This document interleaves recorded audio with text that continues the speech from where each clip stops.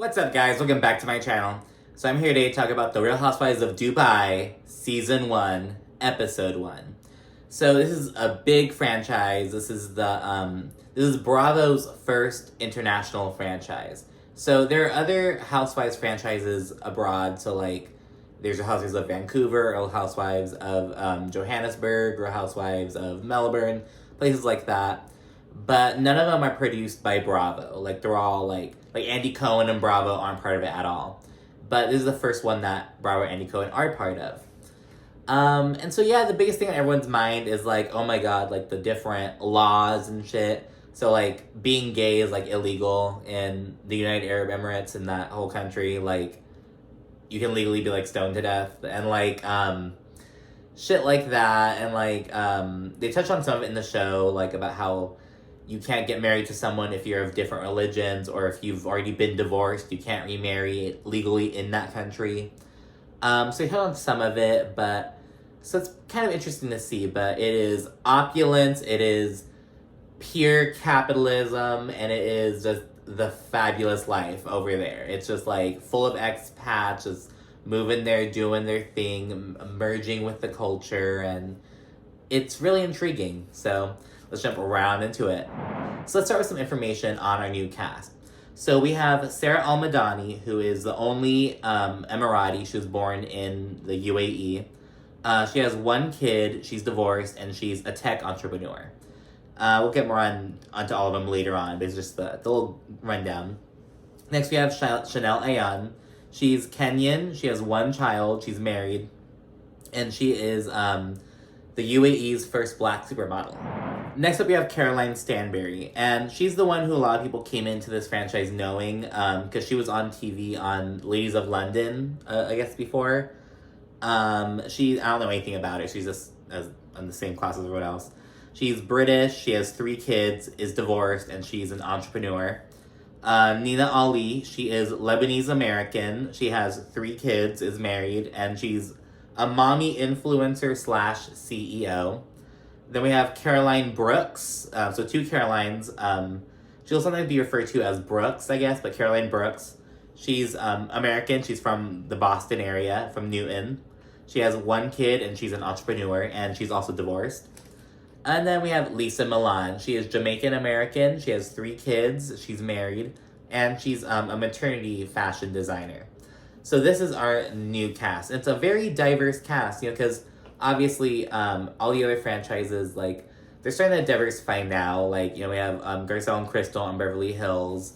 We had Ebony on New York, and we're starting to mix up now. But for the longest time, it was really segregated in a sense of like, Atlanta was the black franchise, and like Orange County, Beverly Hills, everything else was white. And then we had Miami, which was kind of a melting pot in itself. That's another story.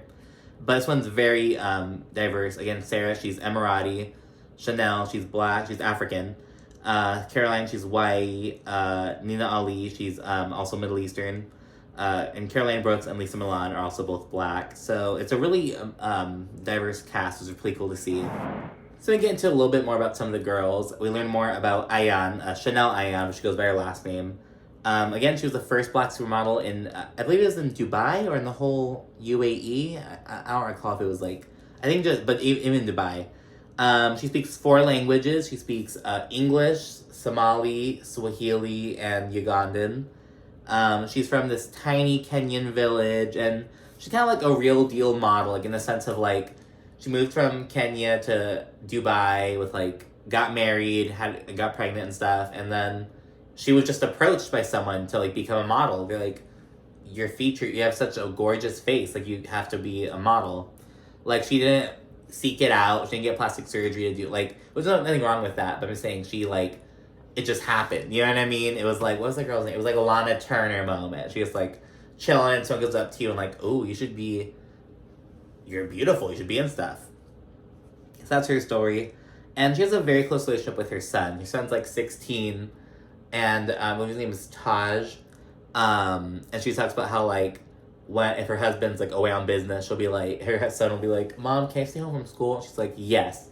And let's go to movies together and hang out. And she's like, those are the moments he'll remember when he's older. Not, oh, I was in school and learned science that day. So that was pretty cool, learning about her mindset and stuff. Then we swiftly move over to Caroline Stanbury. She moved to Dubai in around 2014, which is around the time, like, Ladies of London, like, wrapped, or when she, I don't know shit about it, it's what I know, or learned online. She moved to Dubai around 2014, with her husband and her 3 kids. She divorced about 5.5 years later, and now she has a new man. She is 45 and he is 27, so he's a little boy toy, but she says toy boy. He's a little younger. She can't say his last name, so his name's Sergio Carallo. And she can't even say his last name, like, in a white way. She can't even be like, oh, Carallo. Like, she's just like, Carajo. Like she can't say his last name. And I'm like, bitch, you can't say your husband's last name. It's like, obviously, like, if it's something, she's British and she's white, so it's like, and I believe he's, like, maybe Spanish or, like, Latino, I don't know. But, so she doesn't, I understand, like, maybe it's a foreign last name to her, but you learn it out of, like, respect, you know what I mean? It's like your husband, like, just in, like, yeah, I mean, like, I would expect my husband to know my name. My name's not hard to, like, say, but, like, you know what I mean? It's just, like, I don't know. If I had a partner who, like, was, like, a different, like, had a last name that I wasn't familiar with, I would actively make an attempt to learn how to fucking pronounce it. You know what I mean? Like, that's your partner. I don't know. So that was really weird of her. And then she touches on Dubai laws for the first time. And she kind of touches on how, like, she and Sergio, they can't legally get married in the UAE because she has already been divorced. And she's Jewish and he's Catholic. So, like, because of the laws of the country, they cannot legally get married. So they ran off, went abroad, got married somewhere. So they're legally married already, but they're still going to have, like, a bachelorette party and, like, they're going to have a ceremony in Dubai. And I'm really wondering about, like, the gays. Because at this point, we see at least 2 people who are, like, visibly gay. I'm saying this as a gay guy. There are 2 people who are, like, visibly gay. And I'm like, are they going to talk about, like, you know, I don't know. I hope they touch on that at some point. Like, honestly, I really hope so. And then, again, we move over to Lesa. She's with her 3 sons in the pool, and they're having ice delivered for the pool. These massive blocks of, like, ice. And it costs $1,200 for the ice delivery, and it's, like, solid ice, like, blocks. And yeah, so more on her. She has 3 kids with her British hubby. They met in Miami.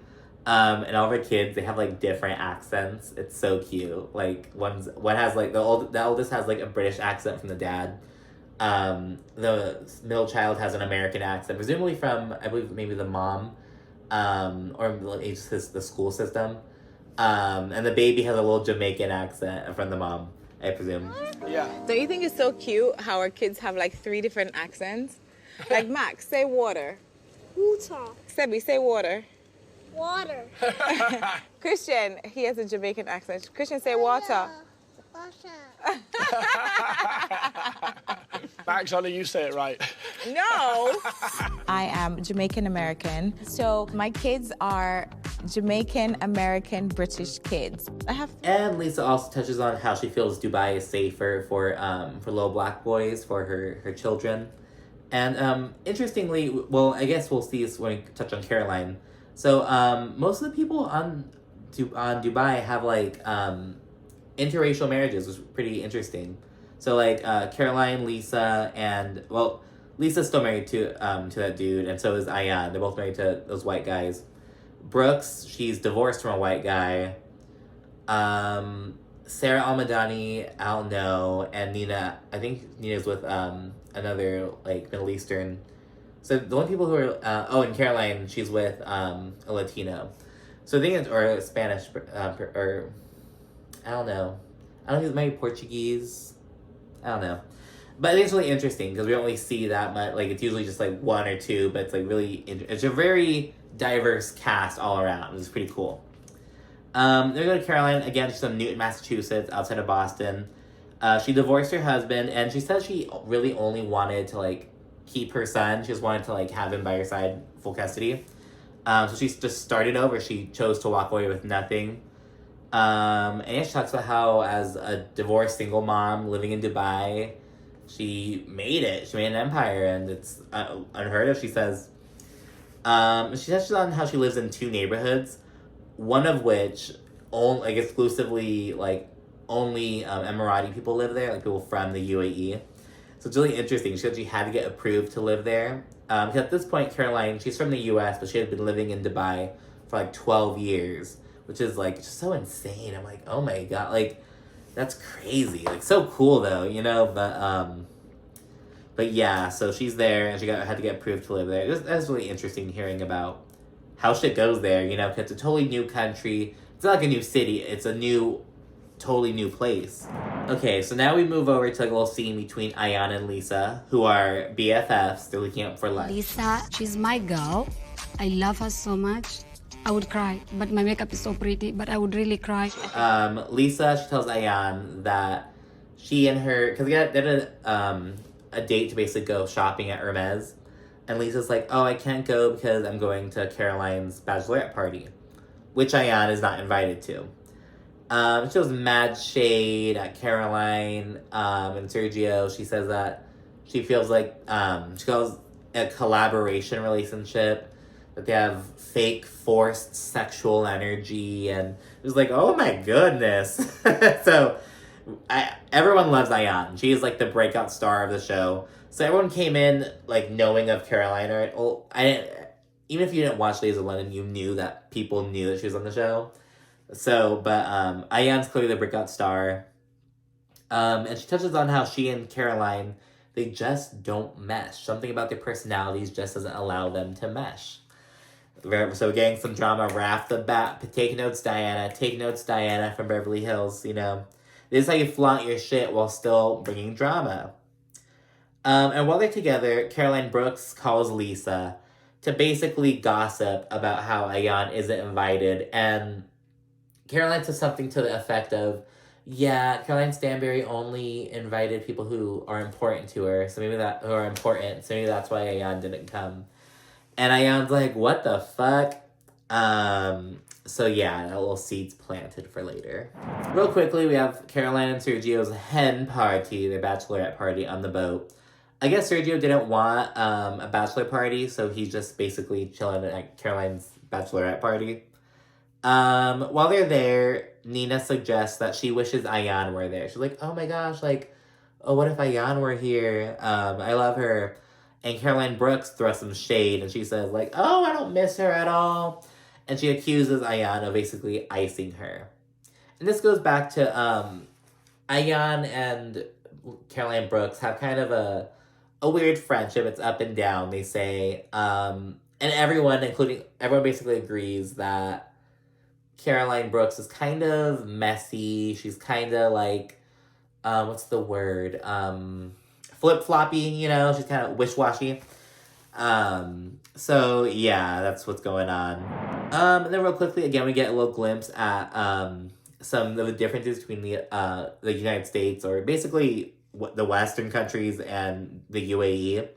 So, Caroline touches on how typical bachelorette memorabilia, like, all the dicks and penises and everything, they're all the dick and ballses, they're all basically illegal in the UAE and widely unavailable. And Nina touches on how alcohol is much more heavily, like, regulated and controlled in the UAE. Like, you can get alcohol, but you can't, like, buy a bottle at Food for Less, like I did today. And also, I believe it's illegal to be drunk in public in the UAE. Like, I mean, okay, it's illegal to be, like, disorderly in the US, but, like, if you're just drunk, like, you know what I mean? Like, you don't, it's more bad to be drunk in public over there, is what I'm trying to say. That's basically it with the party, nothing too crazy. Then we get a little bit on Nina. She was born in Lebanon and raised in Austin, Texas. True, Lebanese American.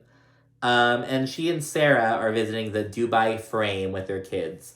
Nina has 3 kids, 2 girls, 1 boy. Sara has 1 son. And the frame is essentially like, it's literally like, it's a frame that you can go inside, and it's like hollow in the middle. It's really cool. And yeah, and we meet Sarah and learn about her a bit. She's rebellious. She was born and raised in the UAE. She's Muslim, but she says she's like a fusion between her culture and being open and experimental, which she says is just like Dubai. And she also dishes on being a single mom in Dubai and the significance of the Dubai frame, which is really cool to like hear her perspective as like, so everyone like lives there, but she's like from there, you know what I mean? Like born, raised, like, so it's really interesting to see her perspective. Do the victory dance, come on, come on. Being a single mom in Dubai, it is slowly being accepted because in our culture, divorce is not okay, but I'm not staying in no marriage if I'm not happy, but a child needs a happy mom. Come on, I'll tell you guys something. Listen, baby. هذا اسمه الفريم, okay? لما توقفون هاي الجهة من الفريم, هذه نيو دبي. لما تشوفون هاي الجهة من الفريم, هذه old Dubai. So this part of Dubai always has a place in our hearts. And before Nina and Sarah head out, Nina shares that she's having a rooftop dinner with all the girls during the full moon. It's basically Sarah's introduction to the group. She knows Nina, but she hasn't met the other girls yet. And we kind of get a bit of Nina's hippie dippiness. She says she's in Austin, which is a really, she calls it a hippie town. I usually think of like Portland or Burlington as like hippie towns, but Austin, I guess it would be a hippie town. I think it was like liberal and chill, but that lines up with hippiness, I guess. So that's her vibe. It's really chill. And then, conveniently, we fast forward to Nina's dinner. We learn a bit more about Nina's love of crystals. She's having her husband, like, build a room for them. And she's really spiritual. And at the dinner, they had a perfect view of the Burj Khalifa, which is where Nina lived for a while. And it was really cool because, God, back when I was 18, I was, like, a freshman in college. And I was working as a tutor in a third grade classroom. God, it feels like a lifetime ago. And I was helping a student to, like, this assignment with these little, like, these little, like, pamphlets. And it had something about the Burj Khalifa, because it's that tallest building in the world. So I think it was really cool. And I didn't know people lived there. I didn't know what I thought it was, but I didn't know it was like, they have like apartments and shit in there. So that's cool. Then the ladies start rolling in. There is immediate tension between Caroline Stanberry and Ayan. Caroline's kind of a bitch, so they hug and stuff, and Ayan's like, oh, hi, Stanberry. And Caroline's like, oh, it's Caroline. And Ayan's like, oh, it's the same thing to me, you know. And Caroline's like, no, one is my first name, one is my surname. I was like, bitch, shut up. Like, oh my God. How are you? Hi, Stanberry. Nice to see you. Nice to see you too. Caroline. Caroline Stanberry is the same to me. How are you? No, that's my first name. The other one's my surname, thank you. How's everyone? Good. The Carolines, both Caroline Stanberry and Brooks, they're kind of annoyed with Ayan because she's like, oh, I'm so beautiful, like, and they're just hating on her basically. Like, I don't know how else to put it. I guess maybe I could see how they could see Ayan as being annoying, but it's like, just let her do her thing, man. And while they're all there, the ladies begin discussing Caroline's party, which annoys Ayan because she wasn't there. Sara also wasn't there, but Sara doesn't really care. But Ayan, she's like, if I wasn't there, why are they talking about it in front of me? And so she says that, and she basically says that she doesn't care, and she wants to talk about something that's more interesting. Okay, why are we talking about something I wasn't part of? Can we move on and talk about something I'm part of? Because this is kind of like, I was She wasn't there either. Night, and it She wasn't- ended yeah, even she more wasn't there. interesting. don't care. Chanel, we can all talk about whatever we like, you know, thank you. Of course, but if I wasn't part of it, I don't want to You know weren't about invited. it. Let's cleanse the energy, ladies. Nothing's going to cleanse this energy. I can't bear this woman. Oh, you can't bear me and you don't even know anything about I me. don't want Do to you know think you. This inevitably leads to some tension between Ayan and Caroline. Caroline straight up says, oh, I can't bear this woman. And, I don't know, but I appreciate it, I guess. It's the right off the bat drama, but, you know, it's just like, she's giving Karen vibes, you know? But maybe she thinks Ayan's annoying, you know? It is what it is. But Ayan is not done yet, because now Ayan, she confronts Brooks about suggesting that she wasn't important enough to be at Caroline Stanberry's party. And yeah, it was a very quick dinner.